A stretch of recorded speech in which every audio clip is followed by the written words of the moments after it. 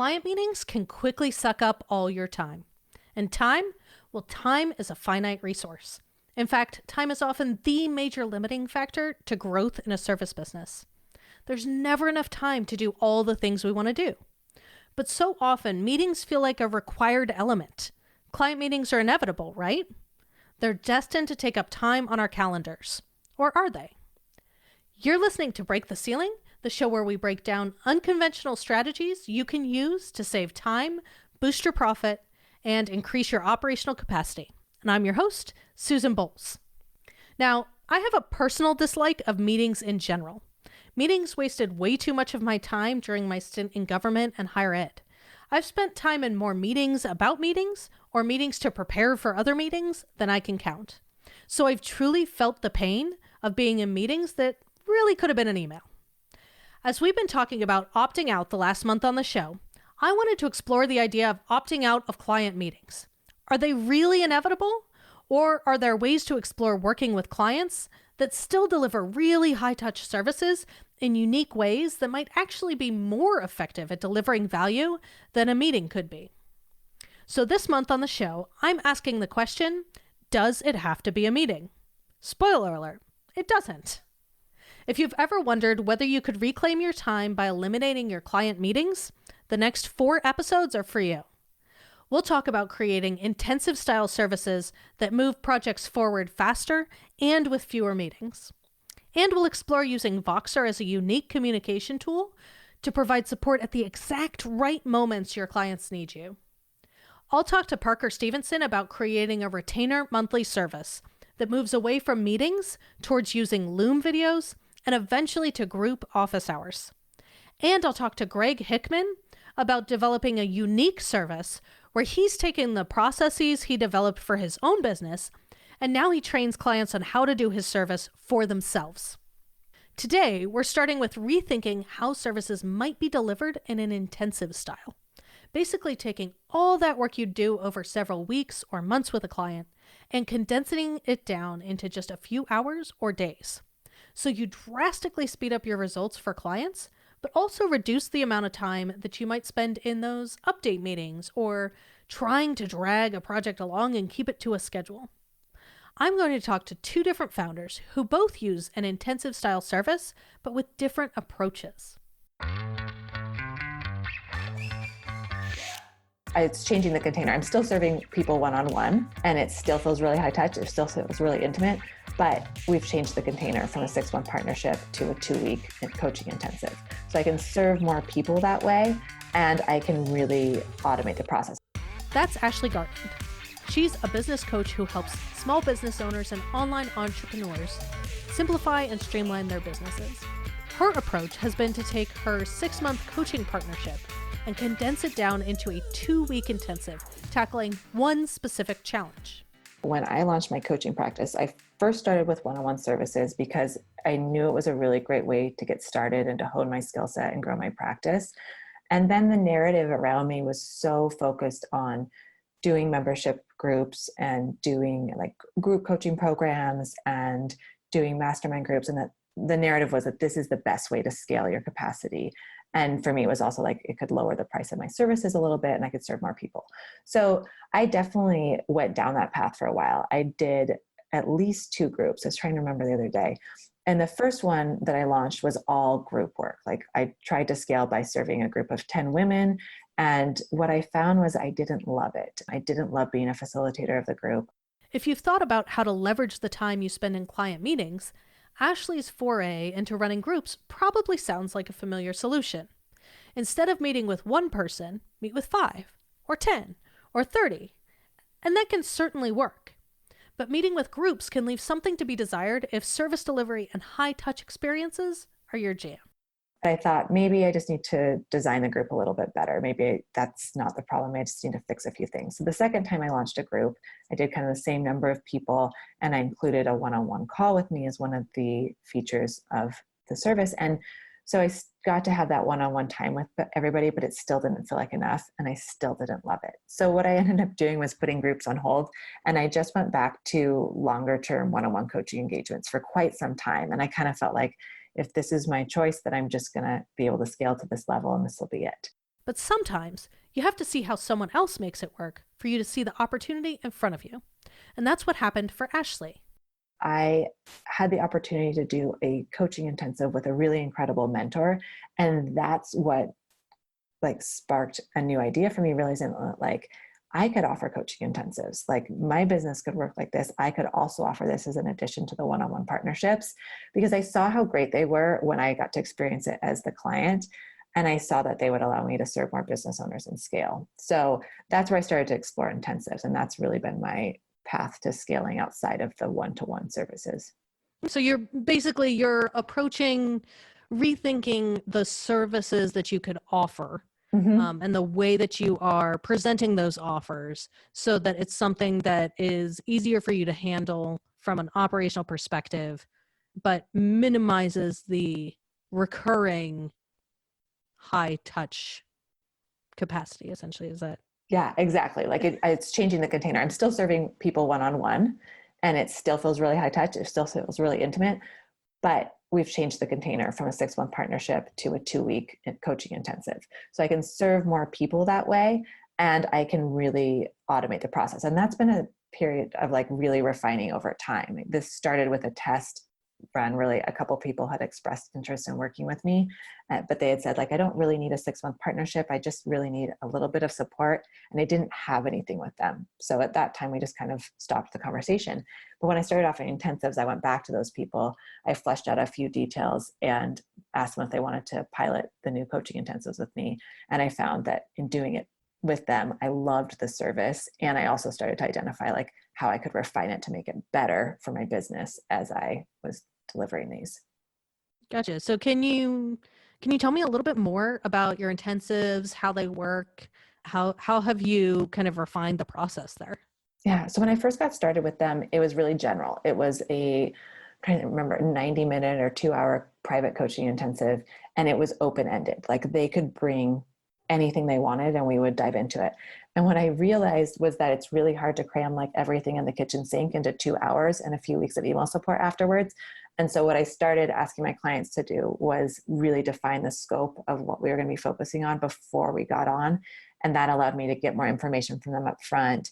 And it also gave us a really clear idea of what we were focusing on and what kind of concrete results we were going to try and create with that intensive. So that was the first level of really getting more intentional about it and starting to make it work a little bit better for my business and get them better results. The next level of refining happened when I really started paying attention to what people were using that intensive for. And I started to see trends and themes there. And I noticed that most people were hiring me for a coaching intensive for 3 different things. One, they wanted to work on streamlining their services. Other people would want to work on streamlining their systems and getting their delegation plan and the support team in place. And then the third category was people wanted to work together to design their simplified marketing plan and really figure out how to market their business without overwhelm. So that's when things really started to gel. And now I offer these 3 coaching intensives in these areas. I've got questionnaires set up for them. And I know what we're going to be doing, so it's easier for me to deliver them. And are you delivering all of these yourself? Are you bringing in any members of your team to do parts of them? Or this is pretty much just you one-on-one with the clients? Yeah, it's just me one-on-one. My team helps with the onboarding, sending out the pre-intensive survey, but as terms of like who's delivering the service and who's getting support, it's just me. So I can do 4 of these a month. So that really changes the game for me revenue wise. It changes the game for me and how many people I'm able to serve. And I'm only working, 8 more hours a month doing it. I love that.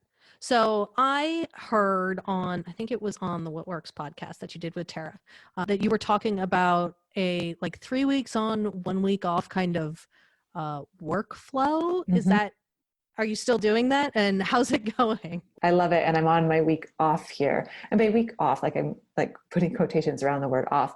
It's off in terms of like I can enjoy a lot of spaciousness and I can enjoy call free time, but I can also spend it working on my own business and doing podcast interviews and like going behind the scenes and streamlining things on my own business. So how this came about was realizing that when I streamlined my services, that I had this beautiful opportunity to serve my clients 3 weeks on with calls and then take a week off, which has been really great for me and for them. And it kind of just came about naturally. Like when I looked at my schedule and saw that my package includes 3 calls a month. So why not do those the first 3 weeks and then give myself that last week off to do some really important internal work or to take a vacation, to be quite honest.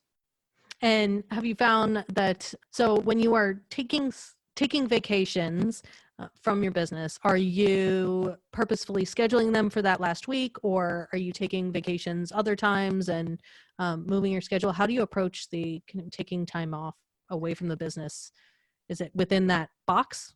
Yeah, ideally, yes. So I started doing this 3 weeks on, 1 week off schedule in September. So it's still really, really new, but the way that it works so lovely with my family is that most of the time my kids have breaks is the last week of the month. And if I want to take time off other times of the year, in the middle of a month or something like that, then I will move my calls around and make it work. But ideally, like, this gives us a nice framework. And if we can make it work so we can take the vacations and the time off during those weeks, we absolutely will, because it creates a lot of ease behind the scenes. I used to have 4 weeks open of calls and people could schedule their 3 weeks whenever they wanted to. But I'm like, why am I doing that? Everybody can schedule in the first 3 weeks. I can batch my client calls, and that frees up an entire week for me. No one has told us we can do these things. And so we sometimes forget that we're empowered to do those. So I think when you're thinking about breaking outside the mold from traditional models in your industry, or you're thinking about changing your schedule or how you deliver calls or minimizing calls, like, there is a real element of permission giving that needs to go on. So you need to give yourself permission to design your business differently and design it to support the life that you want to lead. But you also need to give yourself permission to experiment with multiple iterations until you land on something that works for you and your clients. As you heard, Ashley's approach was to take a service she already had and figure out how to deliver the same service in a shorter time by cutting out all that time that we spend project managing or updating or just waiting for time to pass because we think it might be necessary to the process. She's still delivering her coaching partnership, but she reframed the container. Now, let's explore an alternative way to approach intensives. Hailey Thomas is a marketing and operations project manager for small business owners. And as every person who's ever managed any kind of big project knows, the schedule can quickly go off the rails. Even the best schedule, the most diligent planning, doesn't prevent life from happening, from priorities from changing over time, and the inevitable let's just touch base meetings to figure out what's holding up progress. Hailey also had some pretty specific requirements for when she could actually do work. So she had to rethink how she was approaching these projects completely. And she came up with the idea of a work retreat. So you take the whole project, consolidate it down to 3 days, and execute the whole thing in a relaxing, nurturing environment. Sound like a fantasy? I don't know. All I know is that after listening to Hailey describe her work retreats, it sounds like a founder's dream come true. What I started to do is say, okay, what if instead of having one project that lasts, let's say, an entire quarter, and we kind of parcel out you meeting with me for 1 hour a week, what if we just met for 3 days and banged out most of a project? Like I said, a founder's dream come true. Hailey started to figure out what it would take to turn a 90-day project into a 3-day project. So I've been doing these working retreats with my clients where I rent us a house and we've got tons of great snacks, and I like music, so decent music, and it's usually in a kind of inspiring space, and we go into it with a really specific plan for what we're going to build or what we want to whiteboard or experiment on or whatever, and literally just bang it out over 3 days. And then we don't have to meet super regularly for the next 90 days. We can just get it all done fairly quickly. And that was such a huge revelation to me that oh, I can just work the way that feels good to me. And people like this, other people, my clients, don't like this project dragging on for months. I mean, it doesn't work for anybody. Everybody accepts that it's sort of generally the nature of big projects that they're going to go off the rails, and no matter how many processes or frameworks you put in place, like you said, the nature of project management tends to drag, but everybody gets tired towards the end of the process, and everybody gets sick of it dragging. Everybody just wants things to happen now. And I love the concept that it just can. Right. It was such that there's a way to just make it that happen. Yeah. And I think one of the things that it allows us to do, right? So when a project like when we kind of anticipate something taking 90 days, I don't know what it is, but we kind of put in our mind that, you know, I have time, like I'm going to go ahead and space my thinking out over 90 days. I'm going to space my visioning out over 90 days. It just seems like there's more time, right? Mm-hmm. But when you do it in, let's say, a long weekend, well, you spend more time, like it's paramount actually that you have that vision and that idea of what's going to happen next in place. And that's actually where we start our weekends, is just, well, what do you envision for your business in the next 6 months, and kind of work backwards from there and make sure that what we're working on lines up with where you're trying to go and all that. But it just like supercharges all the stuff that typically takes people, you know, you think you have time to figure it out. So maybe you don't spend a lot of time figuring those things out, but you kind of have to, because we've got 3 days. You only have 3 days. Right. Yeah.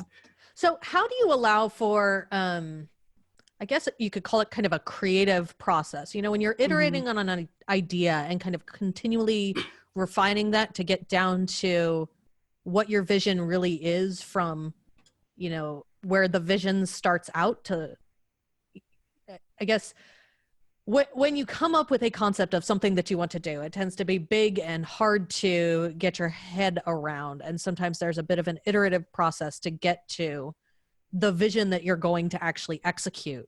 How do you kind of build that into your process to get from big picture to executable vision in a finite amount of time? You know, because sometimes those things sort of have to percolate. Yeah, Are you doing yeah. percolating before? Are you building that into the beginning of the process? How do you approach that? Yeah. So this isn't like they just show up and we like jump into work. There is some like conversation beforehand. By the time people get to me, this has been projects or thoughts or plans that they've been percolating on for a long time. The issue is that they haven't been able to execute it, or they have enough vision of what it needs to, or what they think it should be, but they need to hash out all the details and figure out who on their team is going to do what and when, and how does that fit, and what goals should we put around it, and yada, yada. So typically they've done some of that percolating before we get there. But the other thing, which is the other reason why I'm really excited about these, because it is truly something that like brings in the stuff that I'm best at. So I'm very I'm a project manager, so I like my order and I like my lists, but I am really, really good at asking questions and helping people translate vision into a project plan. That's like the thing that I do. Right. And so I feel pretty good about my ability for someone to go, you know, this is what I'm thinking, and being able to sift through it fairly quickly in a few hours, and okay, this is what it is. Like, this Here's is what you're it is. Gonna do. Yeah. So this kind of takes advantage of the skill that I have, which I couldn't really, I don't want to say that I couldn't do that before when we were like spanning projects out over a long time, but it felt like there was just glimpses of that little piece that I like to do a whole lot. This is like it concentrated. So in a few hours, and it's one of those things, like that's why people would specifically come to me to do this work, because I'm pretty good at that component. And so it's kind of like they just need to dump in their stuff at the top, and then I'll have magic come out the bottom part for them. So during the 3 days, like what does that kind of look like in terms of structure? Are you executing things? Are you working with them? You know, they go give you some information, you send them away to go get a massage, and you do that. Like how does the structure work? Yeah. So yes, to all of that. No. So it depends on the person and what kind of team that they have and what kind of support that they have. Those are one of the things that we kind of figure out before we get into the weekend, is just understanding, okay, who's going to execute on this? Do you need me to? I also travel with my work treat facilitator, whom I love very much, but she is part of my team and has quite a bit of like technical chops herself. And so, do you need us to do a bulk of this work? You know, who on your team can handle these pieces? So before we go in, we actually kind of identify the roles, not knowing exactly yet where exactly we're going to put people, you know, or like what exactly needs to happen, but just like, okay, who do we have access to potentially kick this off? And then the flow of the weekend is kind of, you know, we start off with that visioning work, which is kind of you and whoever is on your team, along with myself and my facilitator, so that we all kind of get this main understanding. And then from there, like we'll have kind of both of exactly what you said. So like we'll send out the CEO to go, I don't know, do something fun, go for a walk or go get their massage or whatever. And myself and my facilitator and like their VA or a VA that I grabbed just for this short amount of time, we're going to bang out this leads generation list because we need that before we start this next marketing piece. So by the time you get back, we will have had that done. Or another work session that we do is just like, okay, we've got 90 minutes or, 2 hours or whatever. Let's all just sit down and you're going to take CEO, you're going to take part A, Mel's going to take part B. We're going to, send these to the designer so they can get that done. So we try to figure out, once we know like who we have access to, figure out like how we can plug and play them. And typically before we start the weekend, I have this very like organized calendar. It's like Google Calendar, and I'll just invite different people to different work blocks. Parts of it. Yeah. So they'll know like, okay, I should probably kind of be on call around this time, or based off of the idea that the CEO sort of shared, we'll probably need to get, design typically happens towards the end of the weekend. So there's that. So that we can mess around with it, but we have that kind of general structure, but they're pretty like custom based off of the person and what they need and what they have access to. And are you pulling, people from your network or from your team into kind of execute some of those just on an ad hoc basis based off of what you think, or you have a consistent team that you're working with, or how does that structure work? Yeah, it's very loose. So like I have a short list of VAs with like, I kind of feel like it's like I have a short list of people like, okay, I know this person can do like any audio work that I need done. I've got a person who just makes PDFs and digital files. I've got a person who, can clean out an inbox like that. Like that's her jam. And so I've got this like short list of people that I know I can pull on. And I think what actually really works out in this aspect is that they don't have to be client facing themselves, but they get obviously paid for their work. And B, it's super finite. And it's kind of nice to know like, okay, they just need me for 6 hours. They could just plug in Friday afternoon. Yeah, exactly. And just put me into their calendar. And so they know, and then it's done. And if that client needs more time or needs more designs or needs more whatever, then I'll just connect the two of them, and that's their own separate thing. Like Ashley, Hailey had to go through a process of permission giving. It wasn't just a matter of flipping the switch and saying, we do 90-day projects in just 3 days now. There was actually a mental game to making this shift. So first of all, just for me and my business, getting to this point in which I felt comfortable enough kind of bucking the system of how you work with virtual assistants or virtual project managers was like a whole internal struggle of like me kind of putting it out there, but then backing it up and changing it to another format where people did work with me over months at a time, because it just felt so uncomfortable. Like it felt really like, I'm not really seeing another model for this. So that feels weird. It's always hard when you're experimenting and trying to push the boundaries of what is possible in how you run a business. But I love that you followed a path of what feels good to you. Where do you feel like you can deliver? What kind of structure takes advantage of your unique strengths? Exactly. Yeah. So that was the first piece of just like, I felt it was a learning process for me, and I legit just felt uncomfortable with it. So I kind of like put it out there and then pulled it back and then put it out there, and I'm not sure, like it was awkward. But that wasn't the only challenge Hailey faced as she started to make the transition to service intensives. She also needed to convince her potential clients that working in intensives was going to be good for them and their goals too. How do I convey that you really can trust me? I promise you we can get more than you think possible done in 3 days, because everyone's used to like, well, I only need a little bit of trust because I'm only paying her so much every month, versus this is expensive. You only have me for 3 days, but it's essentially, but you get all of you. 3 months worth of stuff we cram into, 3 days. And so just like understanding what people need to hear and what people need to understand about me and about the process so that they feel comfortable making that investment. That was like a thing that, I'm trying to figure out exactly. Yeah. And mainly my sales of this have been coming through referrals. Like somebody told me like, I'm mainly doing this because I trust so-and-so and they really trust you. And so I'm like, that's fair. I mean, that's, yeah, that's how a lot of this works. Yeah. And so just like being comfortable with that and not like feeling like my marketing is perfect everywhere and everything looks good and everything, fits, or paying someone by the hour. Like you don't have to trust them with a large amount of money or a big commitment, because you only, you can trust them enough for an hour to hand over whatever that is, or a month and hand over whatever that costs. But having to trust them with A, you're going to be away from your home. B, it's like 3 days that they're not tending to their business. And C, like they have to trust me. They just have to trust that I know what I'm doing and I'm capable of pulling all these pieces in together for them. And so just the challenge of being able to like me being confident in the skills that I have and like getting testimonials from clients and, understanding that, yes, this is a real skill, even though I cannot explain it to my parents. This is a real thing.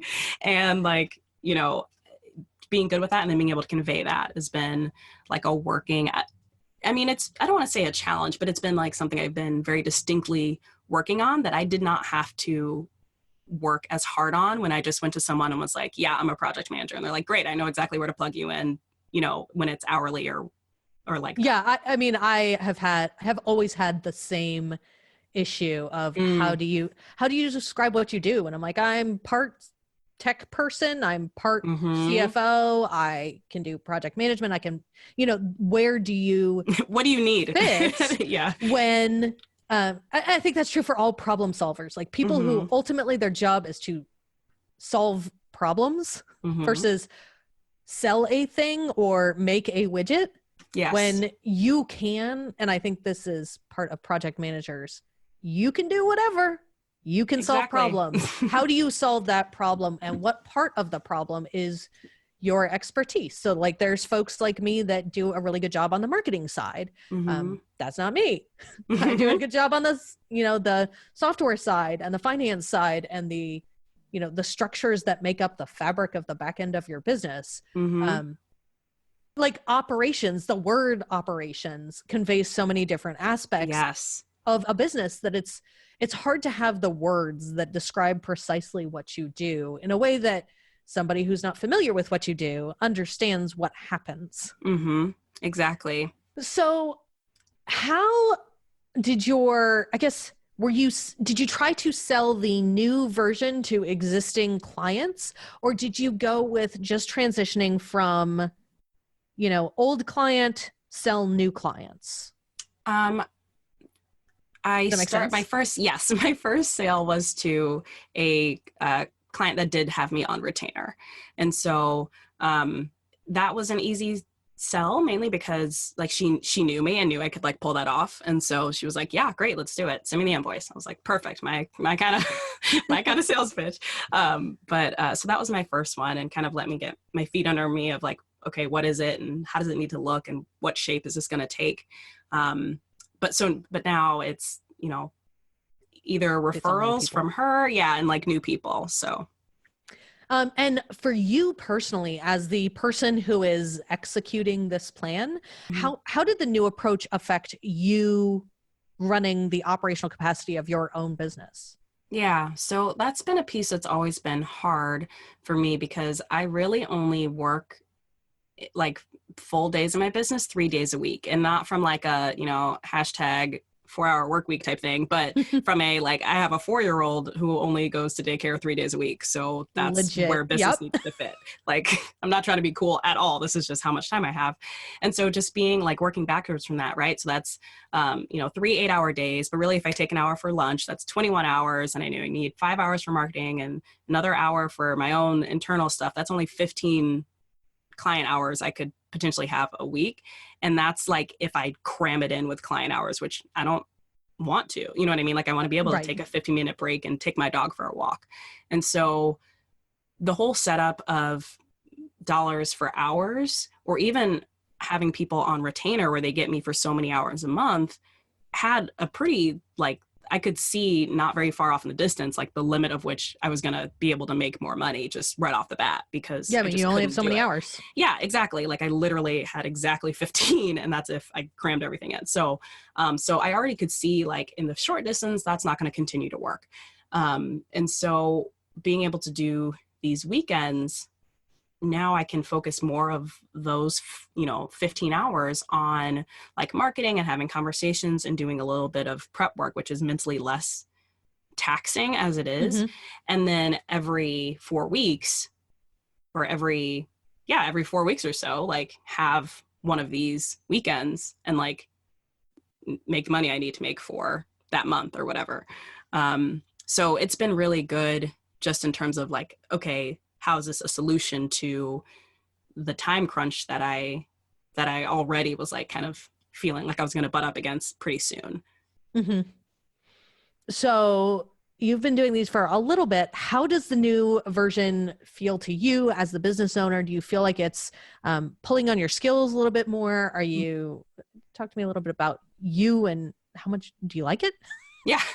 I'm like, it's a really interesting approach. So I love it. I don't know that this works for everybody, but this is so fun for me. Like before, when I was just doing kind of project management work on an rolling basis, I was thinking about, I was listening to another podcast, and I was thinking about, someone asked a question like, oh, could you be doing what you're doing for the next decade? And my first thought, just like right off the bat, was like, oh God, I hope not. Like, I don't yeah, that's not really what you want.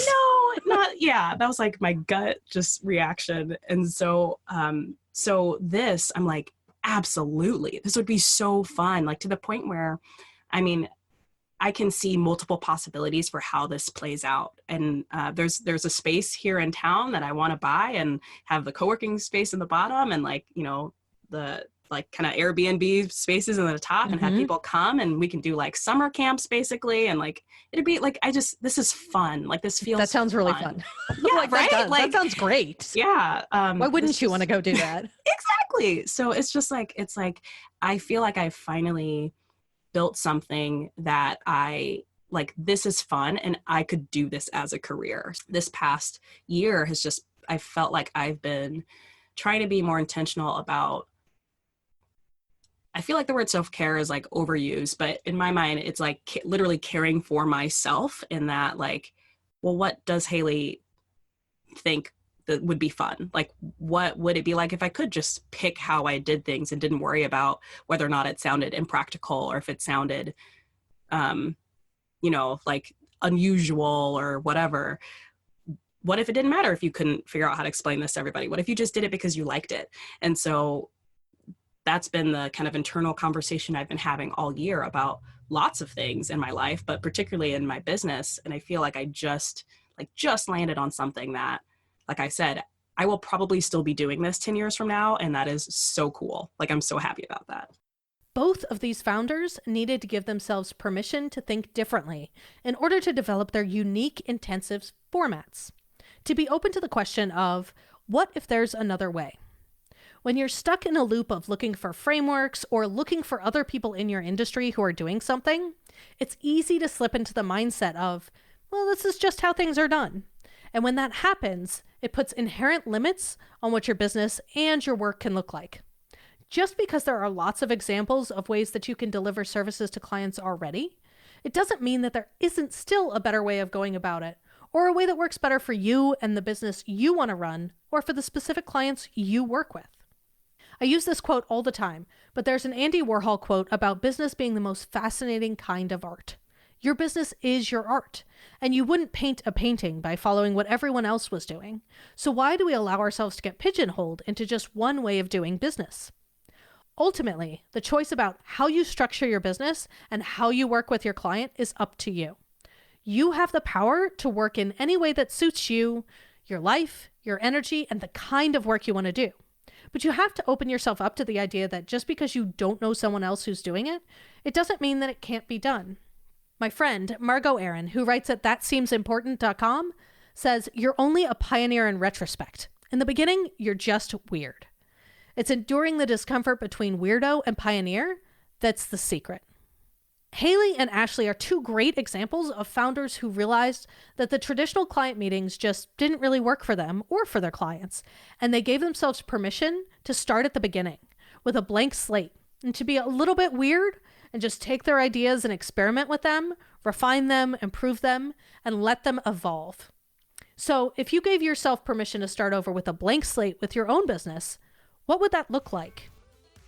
If you want to hear about some other unique strategies that might jumpstart some ideas and get your creative juices flowing, make sure you don't miss the next few episodes of the show. And if you're interested in connecting with Ashley, head to ashleygartland.com. And if you want to connect with Hailey Thomas, head to LinkedIn or check out her website at brainspaceoptimize.com. Growth is only hard when your business isn't built for it. And unfortunately, the way you assume your business should be built probably doesn't leave much room for growth. Your calendar is full, your pipeline's empty, your systems are backlogged, and you're up to your eyeballs just trying to keep it all together. I help service entrepreneurs like you boost their profit, save time, and configure their businesses for growth by carefully examining all those have-tos and shoulds that make up the way you've built your business. Together, we find ways to ease your burden while continuing to deliver incredible experiences to your clients. As your growth advisor, I'll show you that you don't have to sacrifice your work-life balance, client satisfaction, or the quality of work to have a business that's built to grow. You just have to build it differently. It all starts with getting clear on your money and your foundational systems. I'll help you identify your profit centers, define processes that drive revenue, and create automations that fuel your cash flow. I'd love to talk with you about how you can jumpstart your revenue growth by doing less. To get started, shoot me an email at susan@scalespark.co, and from there we'll hop on the phone and see if you're a good fit for a custom growth blueprint. Again, reach out to susan@scalespark.co. I'd love to help you break through the ceiling. Break the Ceiling is produced by Yellow House Media. Our production coordinator is Sean McMullen. This episode was edited by Marty Seafield, with production assistance by Kristen Runvik. And our theme music is Feel So Fly by the Oonders.